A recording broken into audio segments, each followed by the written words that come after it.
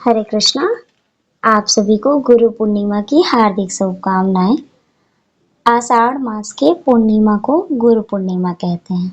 ये दिन भगवान के अवतार तथा महाभारत के रचयिता श्री कृष्ण द्वैपायन व्यास देव को प्राकट्य दिवस है, जिन्हें हम सभी वेद व्यास के नाम से जानते हैं। उन्हीं के सम्मान में आज व्यास पूर्णिमा मनाई जाती है। इस दिन गुरु पूजा का विधान है। गुरु पूर्णिमा वर्षा ऋतु के आरंभ में आती है। इस दिन से 4 महीने तक परिव्राजक जो साधु संत होते हैं, वो एक स्थान पर बैठ के ज्ञान की गंगा बहाते हैं। जैसे सूर्य के ताप से तप्त भूमि को वर्षा से शीतलता तथा फसल को पोषित होने की शक्ति मिलती है, वैसे ही गुरु के चरणों में उपस्थित साधकों को ज्ञान, शांति, भक्ति और योग शक्ति प्राप्त करने की शक्ति मिलती है। इसमें एक उदाहरण दिया जाता है कि एक बार एक आंगन में मिट्टी के 2 घड़े थे और एक का मुंह आसमान की ओर था और दूसरे का पृथ्वी की ओर। तो जो आसमान की ओर मुख था घड़े का, तो उस पर वर्षा हुई तो वो भर गया, और जिसका मुख पृथ्वी की तरफ था उस पर पानी नहीं गई अंदर। तो उस घड़े ने बहुत गुस्सा किया।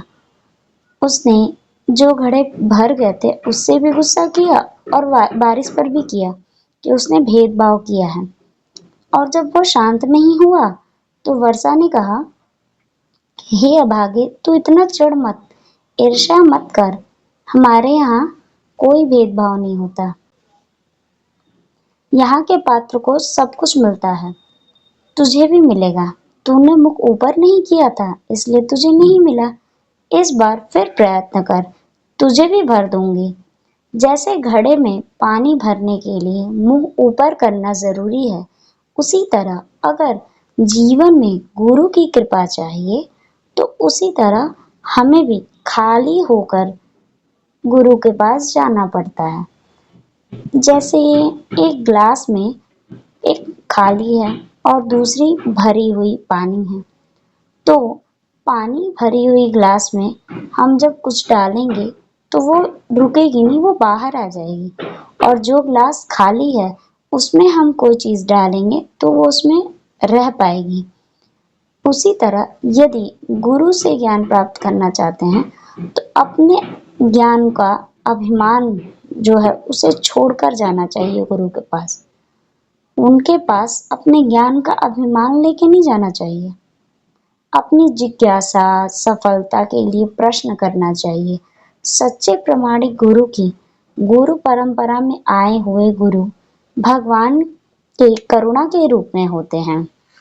वो हमें देख के हमारी स्थिति मनस्थिति समझ जाते हैं। भगवत गीता में भी भगवान कहते हैं कि तुम गुरु के पास जाओ, सत्य को जानने का प्रयास करो, विनीत होकर जिज्ञासा करो।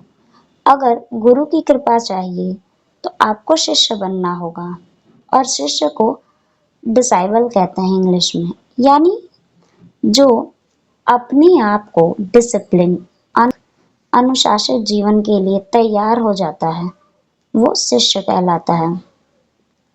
गुरु से विनीत होकर के हमें सुनना चाहिए, सेवा करना चाहिए, विनम्र भाव रखना चाहिए गुरु के प्रति। जिज्ञासा द्वारा गुरु से स्पष्ट ज्ञान प्राप्त करें। जब कोई इस प्रकार से अपने गुरु का सम्मान करता है, तो प्रेम करता है, तो विश्वास करता है उन पर, तो उनकी ये भावनाएं गुरु की कृपा के लिए चुंबक की तरह कार्य करती है। फिर गुरु की कृपा वर्षा थमने का नाम ही नहीं लेती है। जीवन का परम सौभाग्य है, परम लक्ष्य है भगवत भक्ति, क्योंकि भगवान के कृपा से गुरु मिलते हैं, और जब गुरु की कृपा करते हैं तो भगवान मिलते हैं। धन्यवाद। हरे कृष्णा।